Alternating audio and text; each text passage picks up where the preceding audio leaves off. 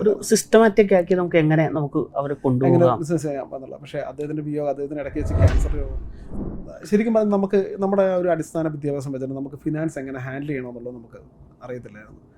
അപ്പം നമ്മുടെ കൂടെ നമുക്ക് മാനേജറായിട്ട്, ഫിനാൻസ് മാനേജറല്ല, മൊത്തത്തിലൊരു മാനേജറായിട്ട് തന്നെ, അല്ലെങ്കിൽ ആ സ്ഥാപനത്തിൻ്റെ ഒരു പക്വതയുള്ള ആൾ, ഞങ്ങൾ അന്നെല്ലാം ചെറുപ്പക്കാർ, 20-22 വയസ്സുള്ളവർ, ആ ഇതിലേക്ക് ഒരു 35 വയസ്സുള്ളൊരു ആൾ കടന്നു വന്നത്. പുള്ളി ഈ പറയുന്ന പോലെ കുറേ അധികം നാൾ നമ്മളെ കുറേ കാര്യങ്ങൾ, നമുക്ക് പക്വതയുള്ള തീരുമാനങ്ങൾ പുള്ളി പറഞ്ഞു തന്നു.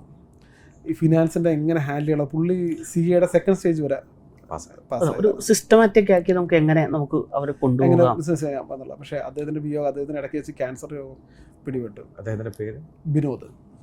നഷ്ടപ്പെട്ടു. അദ്ദേഹം വന്നപ്പോഴത്തേക്കാണ് നമുക്ക് എങ്ങനെ 2012 അദ്ദേഹം വന്നത്.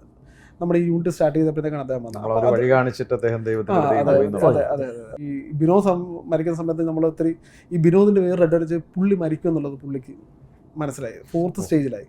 അപ്പം വിനോദ് എന്തെല്ലാം കാര്യങ്ങൾ ചെയ്യണമെന്ന് ടീന എന്ന് പറഞ്ഞിട്ട്, അദ്ദേഹം ആ സമയത്ത് പുള്ളിക്കാരി ചെറുപ്രായമായിരുന്നു, പുള്ളിക്കാരിക്കെല്ലാം പഠിപ്പിച്ചു കൊടുത്തത്.